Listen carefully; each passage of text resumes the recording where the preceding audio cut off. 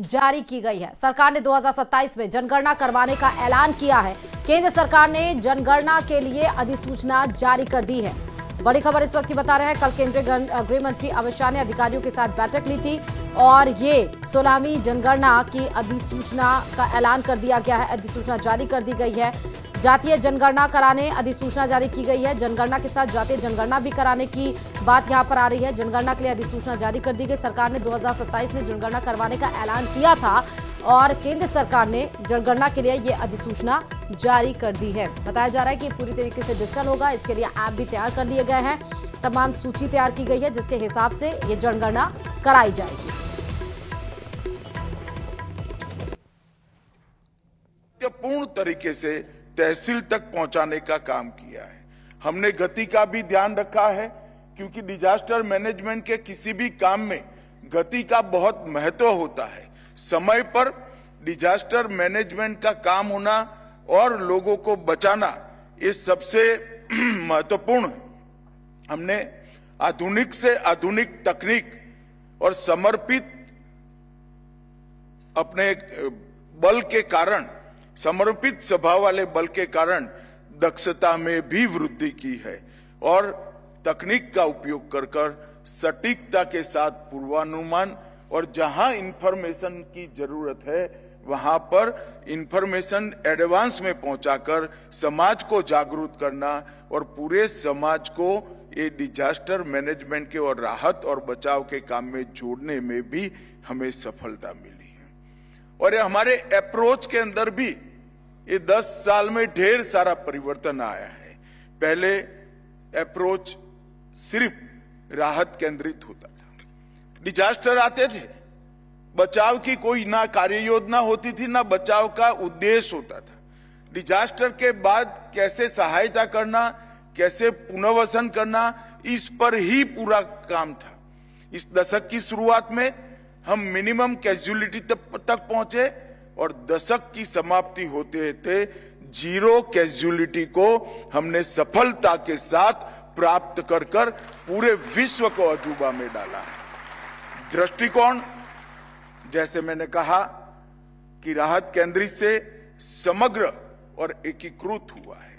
आने वाले समय के डिजास्टर की संभावनाओं को भी भांपकर एडवांस में ही इसके लिए रिसर्च करना, दुनिया भर में जो इस क्षेत्र के अंदर अलग अलग प्रकार की विचार चल रहा है इसको संकलित करना और हमारे देश की भौगोलिक स्थिति को ध्यान में रखकर हमारे देश के अनुकूल बनाकर इसको पहुंचाना ये बहुत महत्वपूर्ण है क्योंकि हमारा देश अपने आप में कोई एक खंड से कम नहीं है। आप आसाम के समस्याओं को देखेंगे तो अलग प्रकार की है, गुजरात की देखेंगे तो अलग प्रकार की है, उड़ीसा की समस्याओं को देखेंगे तो अलग प्रकार की है, पहाड़ों की समस्याएं अलग प्रकार की है और मध्य भारत और दक्षिण भारत की समस्याएं भी अलग प्रकार की हैं। और हमने हमारे प्रयास को रिएक्टिव की जगह प्रोएक्टिव करने में भी बड़ी सफलता प्राप्त की है। और सबसे बड़ी बात है कि हमने भागीदारी को बढ़ाया है।